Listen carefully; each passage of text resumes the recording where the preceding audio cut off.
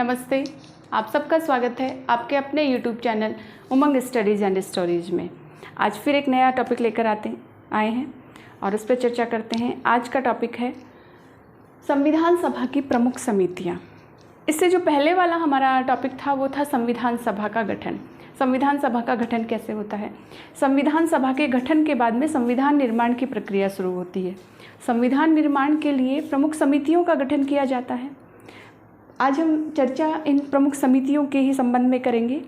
सबसे पहले हम देखते हैं जो मुख्य समिति है वो है प्रारूप समिति की बात करते हैं। प्रारूप समिति के जो अध्यक्ष थे वो डॉक्टर भीमराव अंबेडकर थे। प्रारूप समिति का गठन होता है 29 अगस्त 1947 को। ये हम सबको पता है, लेकिन एक चीज़ और हमें जाननी है कि संविधान का जो प्रारूप तैयार करते हैं वो B.N. राव तैयार करते हैं। B.N. राव संविधान का प्रारूप तैयार करते हैं और इस प्रारूप पर चर्चा करने के लिए प्रारूप समिति का गठन किया जाता है।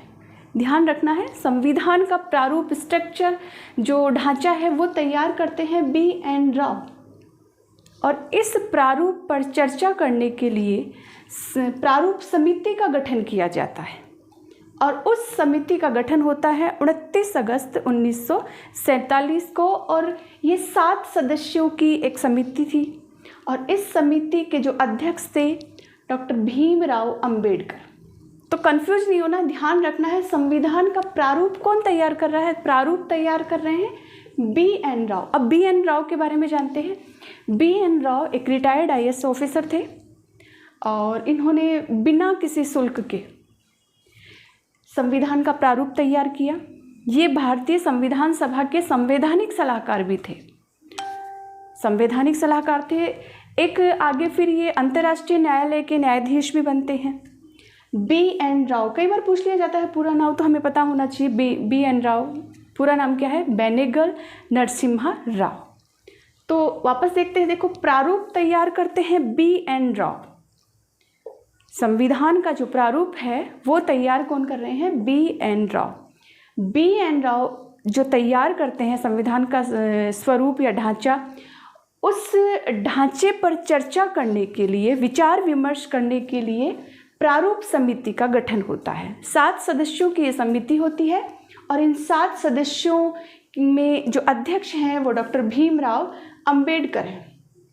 या हम कह सकते हैं प्रारूप समिति के अध्यक्ष, मालूम होना चाहिए हमें, प्रारूप समिति के अध्यक्ष डॉक्टर भीमराव अंबेडकर।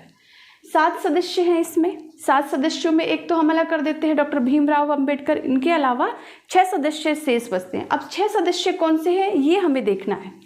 देखो ऐसे तो याद कर लेते हैं लेकिन भूल जाते हैं, लेकिन हम इस हिसाब से स्ट्रिक्ट से याद करें कि भूल नहीं पाए। तो देखो जिस हिसाब से मैंने याद किया है या मैं बता रही हूँ, अगर आपको इजी लगे तो।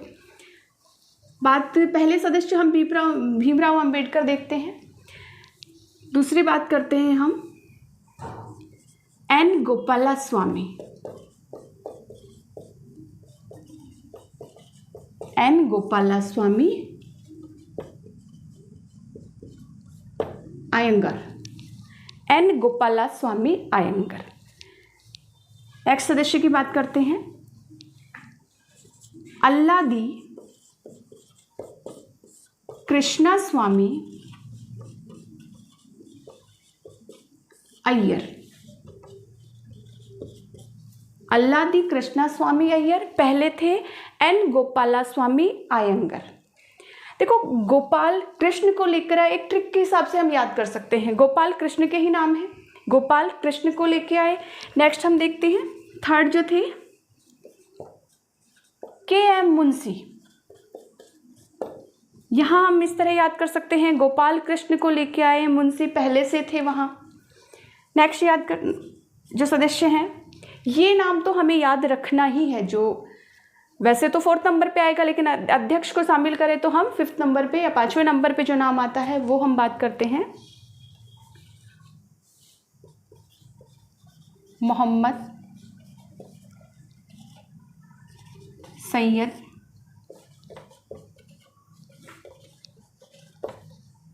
सादुल्ला। मोहम्मद सैयद सादुल्ला। 5वीं, ये मुस्लिम लीग से थे ये सदस्य, तो हमें उस तरह हमें याद रखना है। बात हम पहले सदस्य की कर रहे हैं, डॉक्टर भीमराव अंबेडकर प्रारूप समिति की अध्यक्षता करते हैं। नेक्स्ट बात करते हैं हम गोपाला स्वामी अयंगर। नेक्स्ट है कृष्णा स्वामी अय्यर, मुंशी के.एम. मुंशी, मोहम्मद सैयद सादुल्ला। नेक्स्ट बात करते हैं हम, अब 2 सदस्य हैं, इनकी एक अलग स्थिति है, उसके हिसाब से हमें ध्यान रखना है। जैसे एन माधवराव,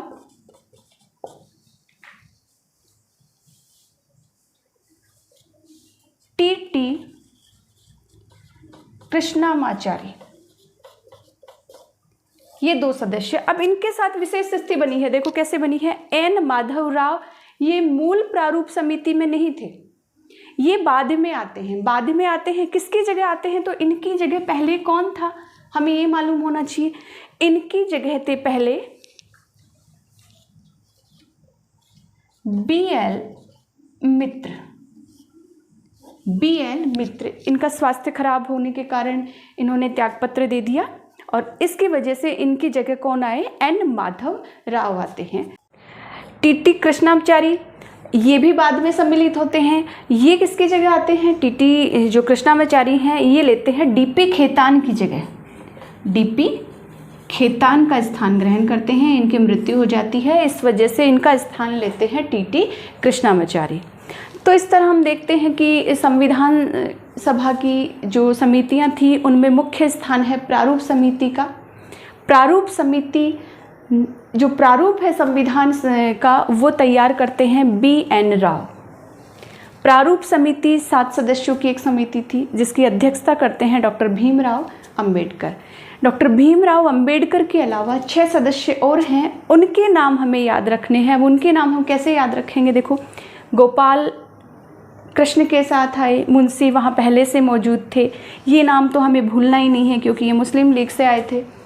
मोहम्मद सैयद सादुल्ला, एन माधवराव और टी कृष्णामाचारी। इनके साथ विशेष बात बनी हुई है क्योंकि ये मूल प्रारूप समिति में नहीं थे, बाद में सम्मिलित हुए। कैसे सम्मिलित हुए, बीएल मित्तल की जगह इनके स्वास्थ्य खराब था, इस वजह से इनका स्थान लेते हैं, इन्होंने त्यागपत्र दे दिया और इनका स्थान लेते हैं माधवराव।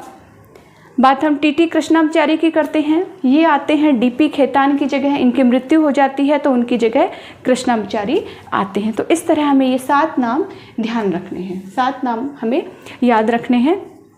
एक चीज़ और देखनी है, प्रारूप समिति का एक अन्य नाम भी है पांडुलेखन समिति। पांडुलेखन समिति, प्रारूप समिति का एक अन्य नाम भी है पांडुलेखन समिति। बात हम अन्य समितियों की करते हैं। अन्य समितियों में देखते हैं हम संघ शक्ति समिति, संघीय संविधान समिति, राज्य परामर्श संबंधी समिति। इनके जो अध्यक्ष होते हैं, क्योंकि जो क्वेश्चन बनता है वो यही आता है कि इन समितियों के अध्यक्ष पूछ लिए जाते हैं। बात यहाँ हम करते हैं पंडित जवाहर लाल नेहरू। अब ये भी हमें एक ट्रिक से याद रखना है, संघ शब्द आ रहा है, किसके साथ आ रहा है, संघ शक्ति या संघ संविधान समिति की बात करते हैं तो पंडित जवाहरलाल नेहरू का नाम हमें ध्यान में रखना है। और राज्य परामर्श संबंधी समिति है, उसके अध्यक्ष भी पंडित जवाहरलाल नेहरू हैं। नेक्स्ट आगे बात करते हैं हम प्रक्रिया नियम समिति, संचालन समिति, झंडा या फिर राष्ट्रीय ध्वज समिति। ये 3 समितियां, प्रक्रिया नियम समिति, संचालन समिति, झंडा या राष्ट्रीय ध्वज समिति। इनके जो अध्यक्ष थे वो डॉक्टर राजेंद्र प्रसाद थे।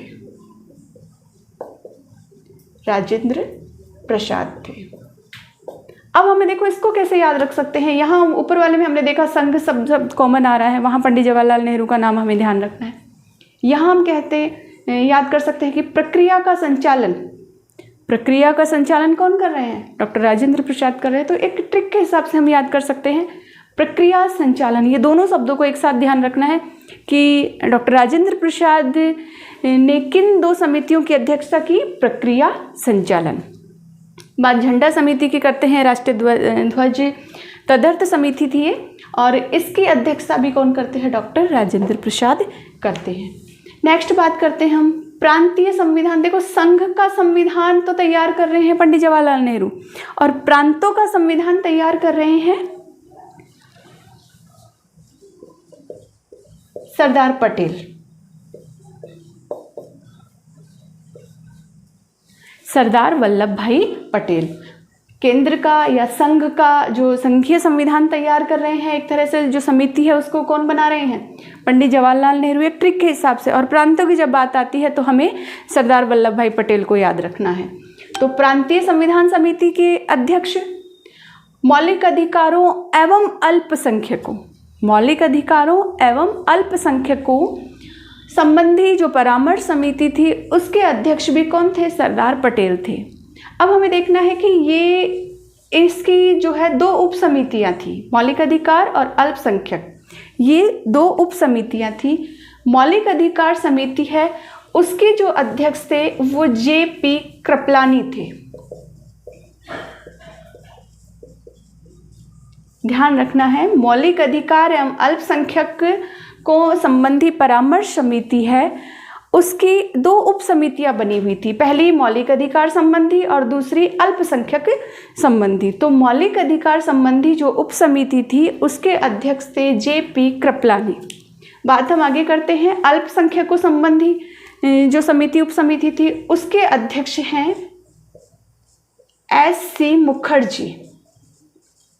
S.C. मुखर्जी, शायद आपको नाम ध्यान आ रहा होगा, ये संविधान सभा के उपाध्यक्ष थे।